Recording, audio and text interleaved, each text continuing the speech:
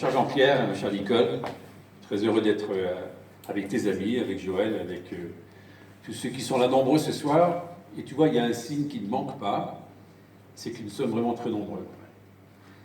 Lorsque j'ai reçu cette petite invitation, me disant Jean-Pierre Huberdiger va faire valoir ses droits à la retraite, vous avez compris que c'est une retraite provisoire, puisque, si j'ai bien compris, il y a un nouveau CDD qui est devant lui.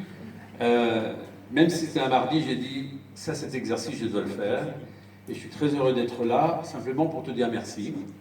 Parce que moi, je ne suis pas Bonne-Vallée, je suis un petit peu plus au sud du département, et je crois pouvoir témoigner pour tous ceux qui ont travaillé avec toi. D'abord, tu es un homme avec lequel on peut discuter, d'écoute. Je n'ai jamais eu de conflit ou d'affrontement.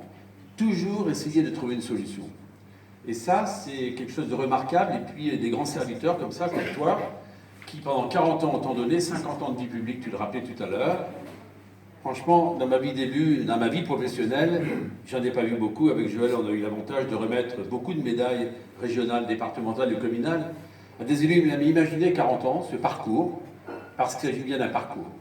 Donc, ce territoire a bénéficié de ton engagement, de tes compétences, de ta montée en compétences. Vous voyez, la carrière de Jean-Pierre, c'est ça aussi. On démarre dans une commune, secrétaire de mairie, après on change de métier, puis on revient, puis on devient DGS, on fait de la mutualisation entre une communauté de communes et une commune, bref, et puis on porte des grands projets. J'en retiendrai au moins un, c'est un projet commun qu'on a porté avec Christine Pevrel à Cloix, et toi tu l'as fait avec Dominique Imbaud et avec Joël Billard, ce centre nautique qui est une vraie réussite. Vous savez, pour des toutes petites communautés de communes, porter de tels projets, vous imaginez ce que ça représente. Il n'y a pas 15 ingénieurs, 40 techniciens, que sais-je encore derrière.